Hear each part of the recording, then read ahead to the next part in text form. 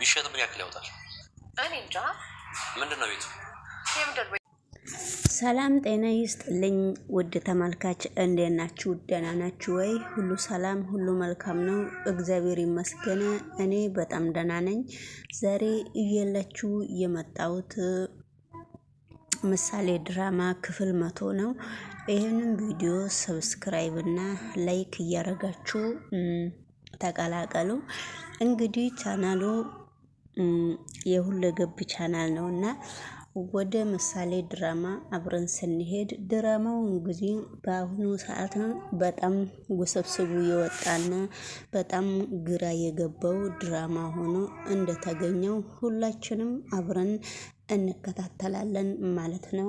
ውድ ተመልካች እንግዲህ ብሩኬ የሆነ ግቢ ውስጥ ታስሮ በጣም እየተቀጠቀጠ ነው። የሚቀጠቀጠው ሰውም የሚደበድበው ሰውም ፊቱን አያሳይም።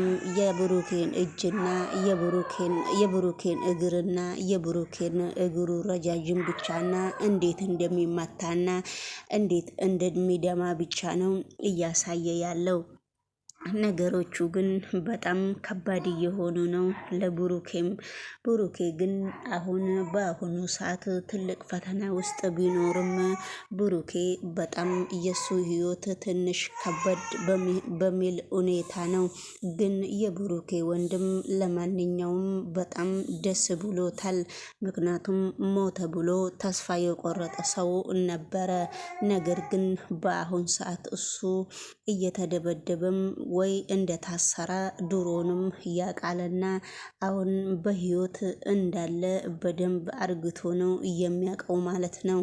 ስለዚህ እነ ምሳሌና እነ ቅድስት ጋር እየሮጠ ሄዶ ተመስገን በሉ ብሩኬ በህይወት አለ፣ ስለዚህ የሆነ ቦታ ታስሮ ነው እያለው ብሎ ሲናገር ነበረ። በዛን ጊዜ ግን ነገሮቹ በጣም ብሩኬ በጣም በአሁኑ ጊዜ ቅድስትም በጣም እያዘነች ነበረ። ምክንያቱም ለዚህ ደረጃ የሚያበቃቸው ነገርም የለም ነበረ። ነገሩን በሰላም ቢፈቱ ጥሩ ነበረ። ብሩኬ ግን የብሩኬ ልጅም በጣም እየተጎዳች ነው በአሁኑ ሰዓት። የብሩኬ ባለቤትም ቅድስትም በጣም እየተጎዳች ነው። ነገር ግን ቅድስት በጣም ፍቅር ውስጥ አስገብቶሽ ነው ወይ የሄደው ብላ እንትና ስትጠይቃት ነበረ። የሱን ነገርማ ታዩ እባክሽ እንዳትነካኪብኝ እንዳታነሺብኝ፣ ስለሱ አይደለም እኮ አሁን እያወራሽ ያለሽው፣ ምን ሆነሽ ነው? ስለ ብሩኬ አሁን ስለ ፍቅር ባታወሪ አይሻልሽም ወይ ብላ መልስ ስትሰጣት ነበረ። ነገር ግን ዳጣ በጣም አንዳንድ ትውስታ ፍቅርሽን እንኳን ሳያስጨርስሽ ነው የታሰረው። አይ ብሩኬ እኮ በጣም ጥሩ ልጅ ነበረ። እኔ ራሱ እሱ ነው እኮ ከጎዳና ላይ ያገኘኝ፣ ብሩክን የነካ በረካ የለውም እያለች ነው። ቅድስትም እዚህ ጋር በጣም አዝና ፍቅሯን እንዳላስጨረሳትም በደንብ ታውቃለች። ነገሮቹ ግን በጣም ስለከበዷት ነው የአደራ ልጁንም ይዛ ቤት እስካሁን ድረስ ቁጭ ያለችው። ሁሉም የብሩኬ ወንድምም ሲገባም ሲወጣም ለሷ ነው እያሰበ ያለው። ነገሮቹ በጣም ከበድበድ በአሁኑ ሰዓትም ቢሏትም ፈተናዋን ቅድስት እንደምንም እየተቋቋመች ነው። ነገር ግን እንደዛ ባይሆንም በአሁኑ ጊዜ ትንሽ እንኳን ባያምስ ድምፁን በኋላ ደግሞ ትሰማለች። ይሄ ደላላው ደግሞ በየቦታው ከሴቶቹ ጋራ ሲገናኝ ስለ ደላልነቱ ነው። ረዥምም ቀጭንም ስለምን እንደሚያወራም አያውቀውምና ከዳጣ ጋራ ሲገናኝ ስልኩን ገና ይዞ ሲለፈልፍ ዳጣ ተነሳበት። እንግዲህ ብላ ነው እየሮጠች ከሱ ጋር የሄደችው። ስለ እውነት ለመናገር ይሄ ደላለው ስለምን እንደሚያወራው ማንም ሰው ሊገባው አልቻለም ከራሴ ላይ ጀምሮ። ነገር ግን ወይዘሮ ኢፍራታም በእልሟ ምን እየሰራች ነው? ኢፍራታ እንግዲህ ከነመጎስ ጋራ በሰላም እያሉ ያሳለፉትን ነገር ስታስታውስ ነገሩ ሁሉ ከብሩክ ላይም ከሁሉም ሰው ላይም ፍቅር እንደያዛት ነው እያሳየችው ያለችው። ቁጭ ብላ ፍቅሯን እየገለጸች ነበረ። ኢፍራታ በእንቅልፍ ልቧ ለካ በመካከሉ ወይዘሮ ሜላትና ኢፍራታ አብረው ነው የሚተኙት። እረ ዝም በሉ እያለች ነው ወይዘሮ ሜላት።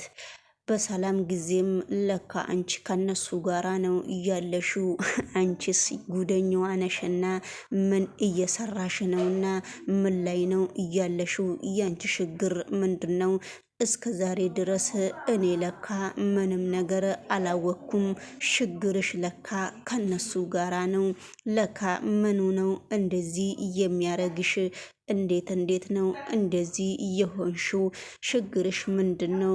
በማለት ነው እየገለጸችላት ያለችው። ስለዚህ ብድግ ስትል በእልሟ ነው።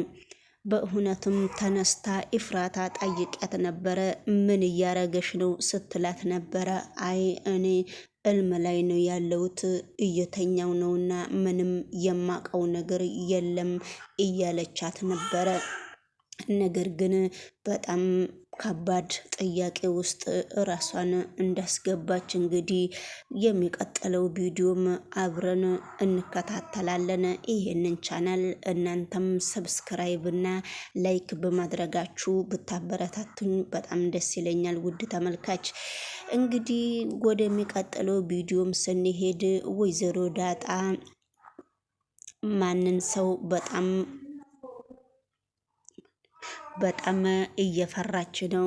እኔ እስር ቤት ታስሮ እያለ እኔና ሞገስ በጣም ቀጥቀጠናዋንና አሁን ያ ሰው እስከሚሞት ድረስ እኔ ማንም ሰው ስልክ ሲደውልልኝ ስልክም አላነሳም፣ ውጪም አልወጣም፣ እሱ ሞተን እስከምሰማ ድረስ እያለች ነው። እንግዲህ ኮሽታ ስትሰማም ወይኔ ብላ ለመሮጥ እየሞከረች ነው። ሰውንም ቀና ብላ ማየት በምትፈራበት ሁኔታ ነው እያለችው።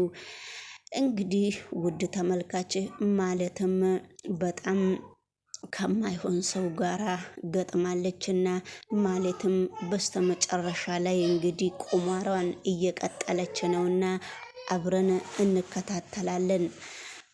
ብሩኬ ግን መቼ እንደሚወጣና መቼ እንደሚሳካለት ስለማናቅ አብረን እንከታተላለን የነሱን ቻናል። ወደሚቀጥለው ቪዲዮ ደግሞ አብረን ስንሄድ ሞገስና የሞገስ ፍቅረኛ እንግዲህ ባለፈው ፍርድ ቤት ሄደው ጠበቃ ይዘው መጥተው ነበረ። በመካከሉ የእሷን ስልክ ቁጥር ወስዶ አንቺ በጣም ታምሪያለሽ ሲላት ነበረ። በጣም ታምሪያለሽ ክየት ነው? እኔ በህይወት ዘመኔ እንደዚህ አይነት ሴት አይቼም አላቅም ሲላት ነበረ። ነገር ግን እሱ እንደዚያ ቢላትም ጦሱ አሁን ቀስ በቀስ ለሷ እየመጣ ነው። ጦሱ ቀስ በቀስ ለሷ ቢመጣም ነገሮቹ በጣም እየከበዱና በጣም ለሷ ችግር እየመጣ ነበረ።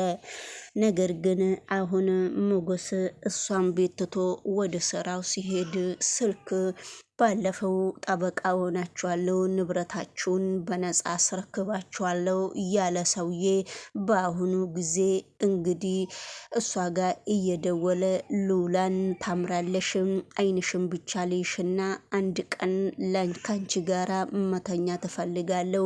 ይሄ እኮ በነጻ አይደለም፣ ንብረትሽንም አስለቅቅልሻለሁ፣ እመጣለሁ። ሞገስ የትን ያለው ቤትሽ የለም ወይ? ባለቤትሽ ከሌለ በመኪናዬ እየመጣው ነው ብሎ ሲነግራት ነበረ። እሷ እንዳትመጣ ባለቤቴ እየመጣ ነው ብላ ስትነግረው ነበረ።